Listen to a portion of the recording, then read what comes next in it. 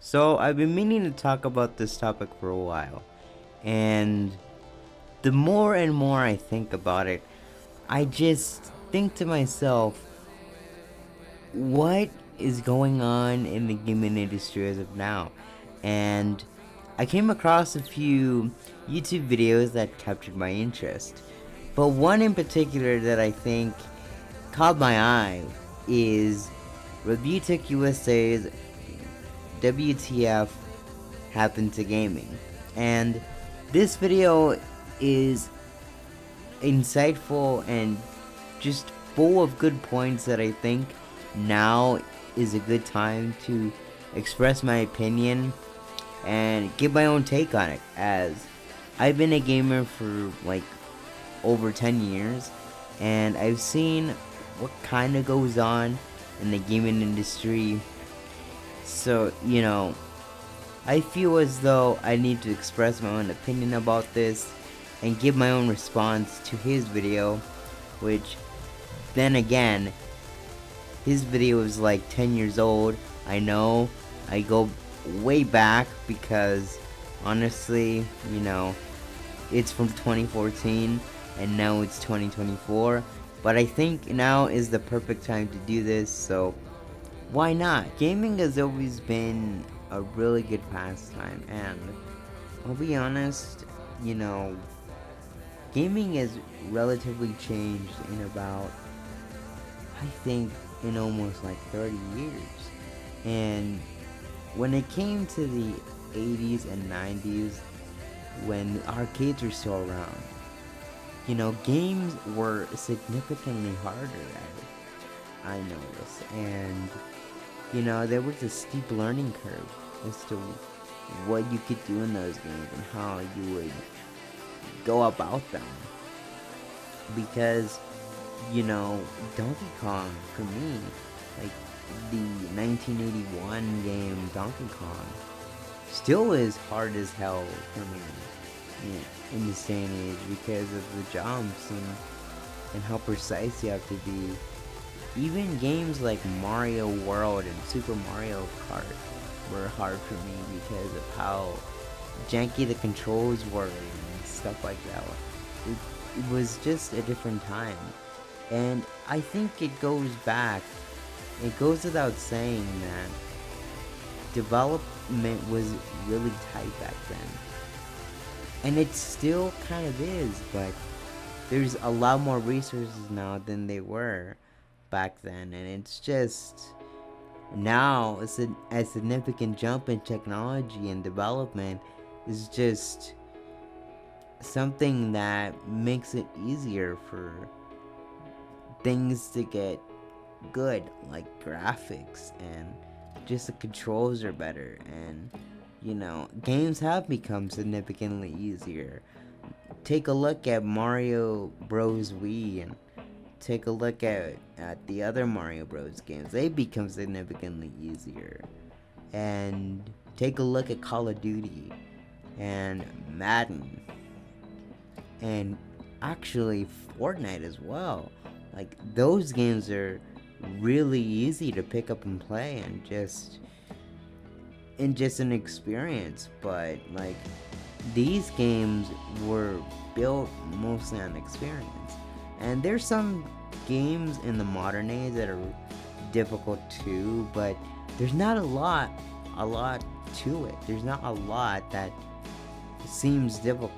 There's many games that are easy to pick up and play, and I don't see much of games that are really difficult other than the Zelda games for me. But I just think that gaming has become significantly easier. Even the Mario Kart games have become really easier for me as well. And I just think that gaming as a whole has changed and has become significantly easier because of the technology advancements and development, and just overall how things have changed back then. And I just think, it's really good, but really a bad thing at the same time. Like it's a 50-50. Like it's a good thing and a bad thing. There's no like, oh it's bad or oh it's good. No, it's both at the same time, and I think, it's my opinion. People can disagree if they want, but you have to admit that gaming has changed in possibly over 30 years, and games have become significantly easier where it's all about graphics, it's all about the experience, it's not about just the gameplay and physics anymore. It's really just like a full movie almost, or just like a TV show going on. Like, significantly, that's just how I really feel about it. One thing that I will never get from the gaming industry, and what publishers try to do every single day for their games, is DLC and microtransactions. Not all games do this, not every game does this, but there are many games nowadays that do this shady, scummy crap. And it's so debilitating. And I'll be honest, this needs to stop. And, you know, this began with the 7th generation of consoles, with the PS3, the Xbox 360, and the Wii. And it's been like this ever since. It's just a bad practice overall.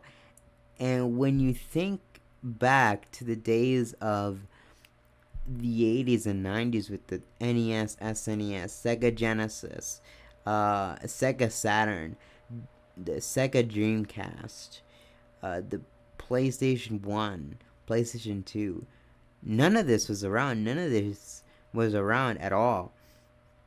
And, there was not extra stuff that they hid behind a paywall. There was not stuff that they locked behind a paywall, like a difficulty level that they hid behind a paywall. All of it was there. All of it was there, accessible. All of it was there at your fingertips. Now, it's not there anymore. Now you have to pay an extra like $10, $15 for this extra skin, or for this extra map in Call of Duty, or DLC. Like, you have to pay for this DLC for $25 to $30, in Mario Kart, or in Super Smash Brothers. You have to pay for the fighters and stages, extra stages and extra fighters, for $20 to $30, a rough estimate example. But that's how it feels nowadays. And it's so sad as to what game companies, publishers do nowadays to their consumers. And it's just so debilitating. It's so saddening that, I feel bad for all those gamers that don't willingly want to do this. And for the gamers that that support this, like fanboys that support every company's bad move, like, yeah, you deserve it. But that's not every gamer out there, and that's just my opinion. That's not like everybody else's opinion out there. But like I said, like, gamers who are willing to do this, like the fanboys and the fangirls that support the company's every move, like Sony's move or Nintendo's move, and Microsoft's move, that support every decision that they make. You deserve to, because you screwed yourself over. You screwed yourself over because you willingly decided to support Microsoft or Sony for their greedy decisions that make them so anti consumer. And, for those people like the fanboys and fangirls, like, yeah, you deserve to, to be screwed over because you decided to willingly, pay money for this extra skin or for this extra, you know, for this extra crap that you don't even need. And for those other gamers that, that are intelligent enough to, you know, not buy into this crap, it's like good for you, because honestly, who would even agree to pay for an extra piece of crap that that would look good on a character, or that would pay for an extra level or some crap like that? Like, it's not even worth it at all. One thing that I would never understand when it comes to the gaming community is the sheer nonsense that these fanboys and fangirls get into. And I know I've talked about this like once or twice on occasion, but I feel like this needs to be addressed and needs to be said. The whole thing with these fanboys and fangirls needs to stop. And I'm not kidding when I say this. And I'm not speaking to every gamer, because not every gamer does this. There's some like-minded people and good people in the community where they want to form bonds and have a good time and just have fun with people on certain games, and on certain consoles, and have healthy debates. That's all fine and good. But when it comes to these fanboys and fangirls that want to start like a fight and want to make the gaming community look very bad, it's probably the most disturbing thing that I ever seen. Like, when did it become okay to fight about a particular console? When did it become okay to send death threats to people that particularly you shouldn't do that to, because they're not doing anything other than just debating about a certain console and giving their own opinion? Like, that is not okay. Like, does that not make any sense? And these fanboys and fangirls, believe it or not, are not civil and are not keeping it to the topic. Like, they just insult and they start fighting like children, because they seem to think like, oh, this console is better than this other one, or my console is better than this one. Like,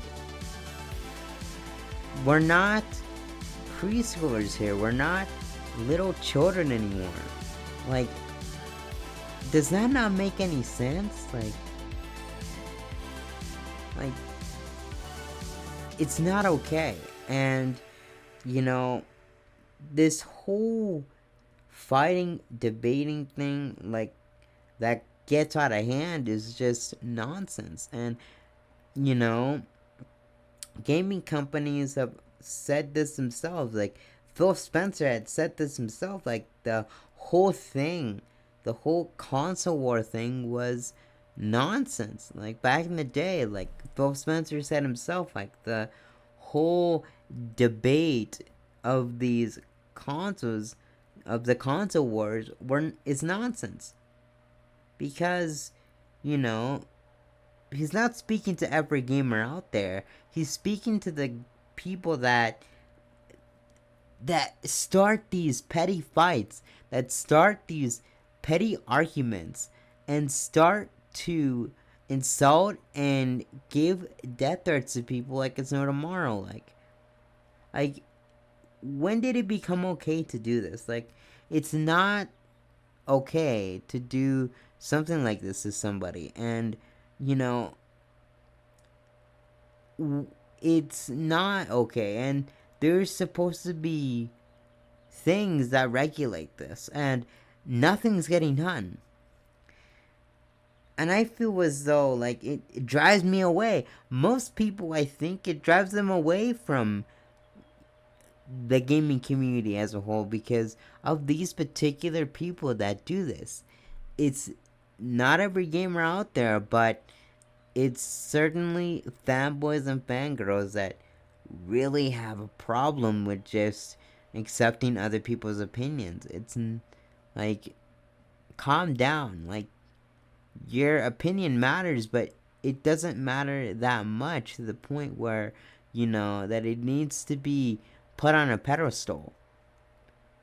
Like, people can have their own opinions and be civil about it. Like, does that not make any sense?